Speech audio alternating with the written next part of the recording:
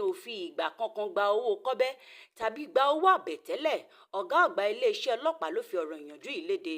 Ọ̀gá àgbà fún iléeṣẹ́ ọlọ́pàá Bọ̀dé Ọ̀jájù ní ó ti fi Ọlọ́run ṣẹ̀rí wípé òun fìgbà kankan béèrè fún owó kọ́bẹ́ lọ́wọ́ ẹnikẹ́ni láti ìgbà tí òun ti bẹ̀rẹ̀ iṣẹ́. Ó sọ síwájú sí pé àìlọ́wọ́ nínú ìwà burúkú, ìwà ìbàjẹ́, ìwà ìdójútì yìí ó jẹ́ ilé tó jẹ́ pé òun kọ́ lára ìwà rere tí òun kọ́ lára bàbá tó bí òun lọ́mọ ni. Ó ní lóòótọ́ bàbá òun ti di olóògbé, àmọ́ ìwà yìí ni bàbá òun fi kọ́ òun kó tó di pé bàbá òun jẹ́ aláìsí.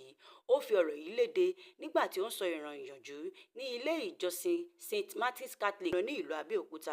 Ayẹyẹ náà jẹ́ eléyìí tí adarí ìjọ Catholic tó wà ní ìlú Abẹ́òkúta darí rẹ̀, ìyẹn olùṣọ́ Dr. Peter Olúkáyọ̀dé Ọdẹ́tóyìnbó, tó tún kópa níbi iṣẹ́ ìyanu ti Grota ti ìyá aláìkùnà olùrànlọ́wọ́ àti ayẹyẹ fífi ìpìlẹ̀ ilé sọlẹ̀ tó jẹ́ ti ilé Catholic Chaplain.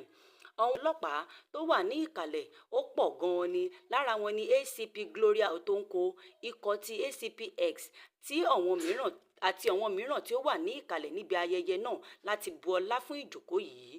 Ọ̀jájù ní wá gba àwọn òbí ní ìyànjú láti fi ìbẹ̀rù Ọlọ́run tọ́ àwọn ọmọ wọn pẹ̀lú ìwà ọmọlúàbí àti ìwà ìrere. Ó ṣàlàyé síwájú sí pé àwọn nǹkan wọ̀nyí ó jẹ́ lára ohun tí òun lò gẹ́gẹ́ bí ọ̀pákùtẹ̀lẹ̀ tí òun sì fi kún iṣẹ́ tí òun ṣe. Ó ní eléyìí sì jẹ́ àpẹẹrẹ rere tí ọmọ ní láti máa kọ́ nítorí pé ọ̀dọ̀ bàbá òun ni òun ti kọ́.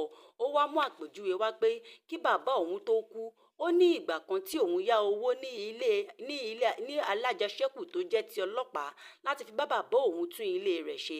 Àmọ́ ó jẹ́ ohun ìyàlẹ́nu fún òun pé láìro wàhálà tí òun ṣe láti ìrìn àjò tí òun ṣe láti ìpínlẹ̀ Èkó tí òun kó owó náà lọ fún bàbá òun. Àmọ́ ní kété tí bàbá òun ti gbọ́ pé òun gba owó yìí, òun lọ yá ni. Bàbá òun ti yarí pé òun ò fẹ́ irúfẹ́ owó bẹ́ẹ̀ kí òun máa kó lọ.